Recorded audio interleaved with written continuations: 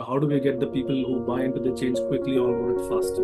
What it means from a strategic point of view, from the group perspective, how do we group people into different segments? Now, these 34 talent themes fall into 4 categories of leadership domains. See, one of the fundamental roles of any leader is I was very intentional in terms of how I draft and manage my communication with the team, right? So let me be a bit more specific. There were things that I could share and there were things that I couldn't. Of the things that I would share, I was quite intentional in terms of who I share it with first. I had a general breakdown of my organization, and I knew that who would not buy into the change, who would be open to buy into the change.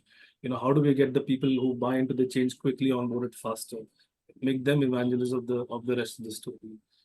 For the ones that were a roadblock, how do I speak with them? And they were in a way misfits, right? They weren't wanting to be part of the change. How do I quickly understand why they were feeling left out or not part of the group, and make sure that they also slowly come into the journey rather than pulling on the opposite end.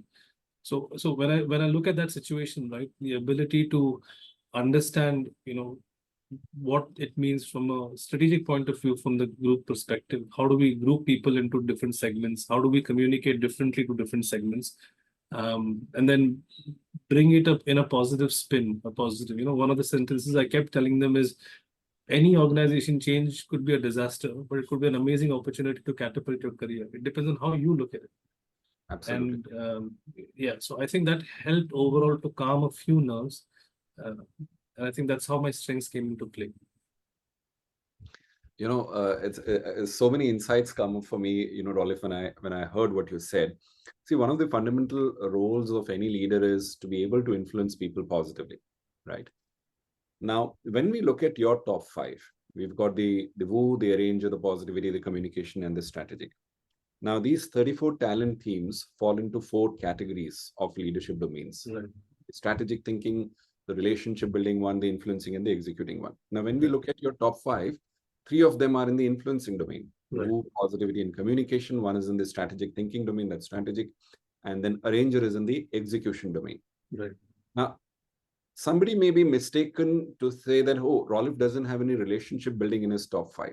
Yet, if you were to look at the answer you gave, I think it's amazing how with your 3 influencing talent themes that you have in your top 5 and with the strategic that you applied, you were able to map out people and build those relationships with people with your influencing domain themes, Right.